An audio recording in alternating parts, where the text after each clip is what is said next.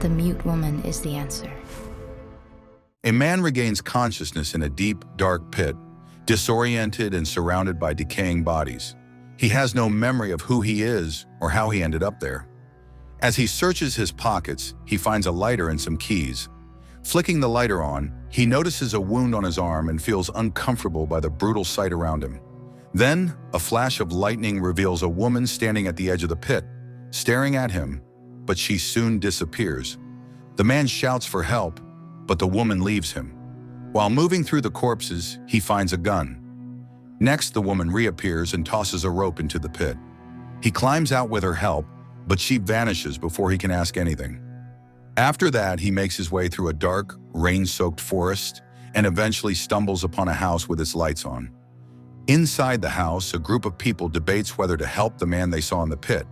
The man accuses one of them, Lukas, of being the killer responsible for the bodies. However, Lukas retaliates by pointing his shotgun at him and accusing him of the killings. Amid the standoff, the man explains that he has no memory of his identity and that a woman helped him escape the pit.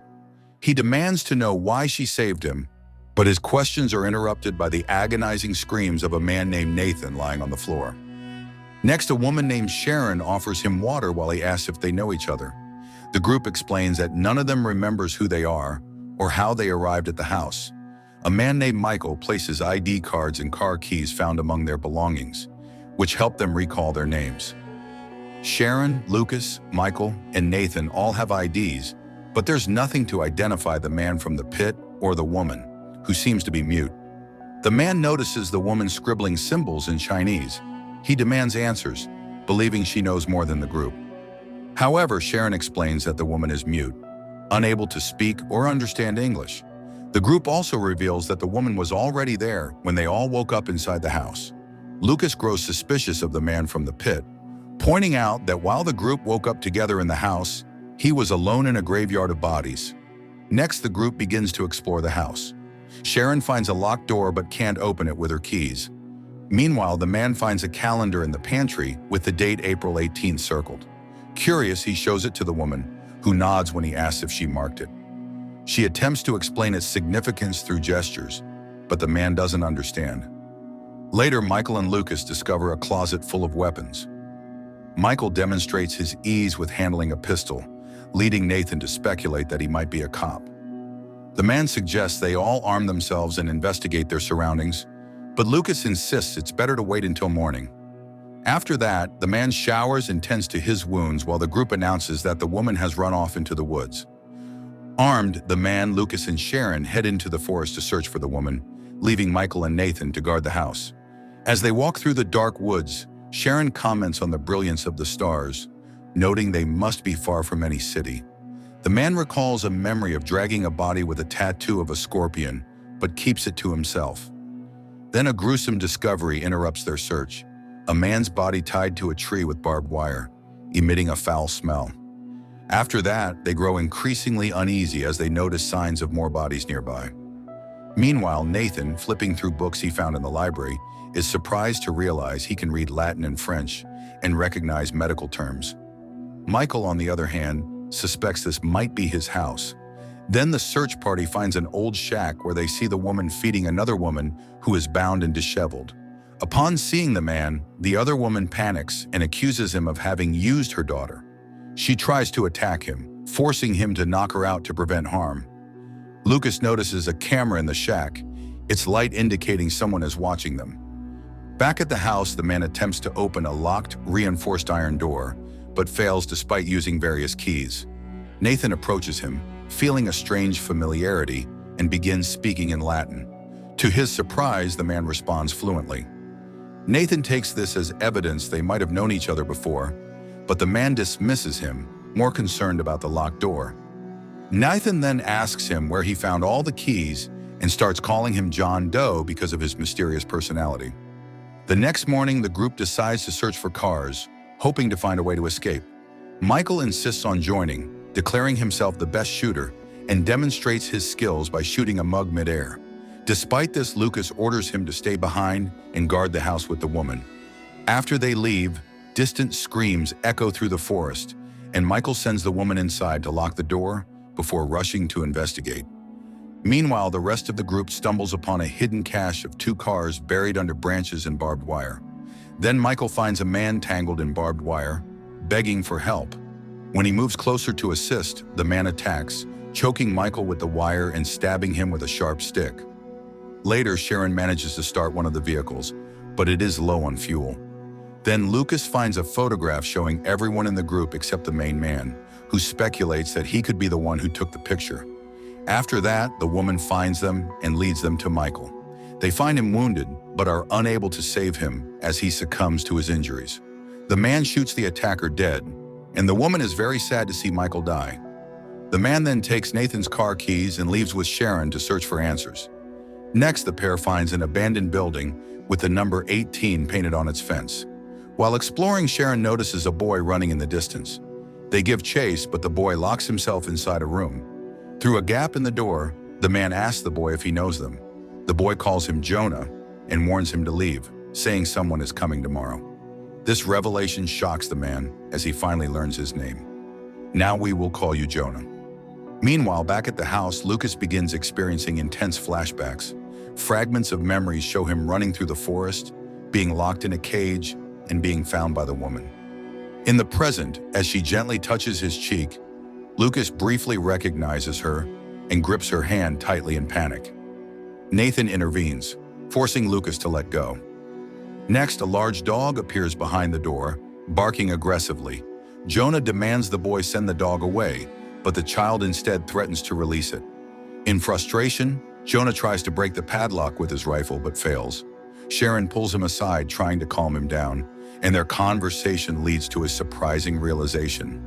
They seem to know each other from before. At the house, Nathan tries to figure out why Lukas is having these symptoms and asks the woman to take him to the shack where they previously found the tied-up woman, only to discover she has escaped. Nathan follows a path around a nearby lake, feeling a strange sense of familiarity. His journey leads him to a cluster of houses surrounded by bodies. Inside one house, he steps on a pair of glasses, which trigger memories of himself arguing with some people about unethical treatment of others. He realizes the glasses belong to him. Meanwhile, the woman returns to the house and finds Lukas. She runs upstairs as Lukas begs her not to leave him, saying he remembers her. But she locks herself in the room with the reinforced iron door. Lukas then goes outside and discovers a small door leading to the basement. Inside, he finds a makeshift laboratory filled with medical supplies, research notes, human brains, and a laptop connected to security cameras showing empty cells. Meanwhile, Nathan continues his search and discovers the escaped woman crying over her dead daughter's body. When she sees him, she attacks, but Nathan narrowly escapes by locking her inside the cabin. As he steps outside, zombie-like individuals begin closing in, and Nathan manages to escape. Next, Lukas finds a camera with a video of Jonah documenting experiments on Lukas and the woman. In the video, Jonah explains that it is day 96 of a study, revealing that he is attempting to transfer blood from the woman to Lukas, who seems to be affected by something. The transfusions result in memory loss, but show promising progress. As Jonah and Sharon make their way back to the house, a tree suddenly falls in their path. They stop the car just in time and hear noises nearby. Following the sound, they discover a group of people cutting down trees. When Jonah tries to approach them, the group screams and aggressively chases after him and Sharon. They run back to their car, but it won't start. Jonah begins pushing it as the attackers close in. Just as they're about to strike, the group notices 2 corpses hanging from trees and retreats in fear. Jonah realizes the bodies are used to scare off the attackers and prevent them from closing in. Back at the house, Lukas waits for them, armed and furious. He accuses Jonah of being responsible for their suffering, claiming that video recordings in the basement prove Jonah experimented on them. Sharon demands an explanation, but Jonah insists he remembers nothing. Lukas shows Sharon the video, which brings her to tears. Then Lukas knocks Jonah unconscious with the butt of his rifle. When Jonah wakes, he finds himself being dragged to the pit of corpses. Lukas forces him into the pit filled with bodies. Among them, Jonah recognizes a woman with a scorpion tattoo, triggering memories of him killing her. Meanwhile, back at the house, Lukas becomes increasingly unstable. He demands car keys from Sharon. She urges him to calm down, but he shoves her aside and chases after the woman. After catching her, he violently attempts to assault her, but Sharon intervenes just in time, firing a warning shot. Lukas escapes by jumping through a window and fleeing into the forest. In the pit, Jonah struggles to breathe until the woman appears and throws him a rope. After climbing out, Jonah tells her to return to the house for her safety while he searches for the boy who might have answers.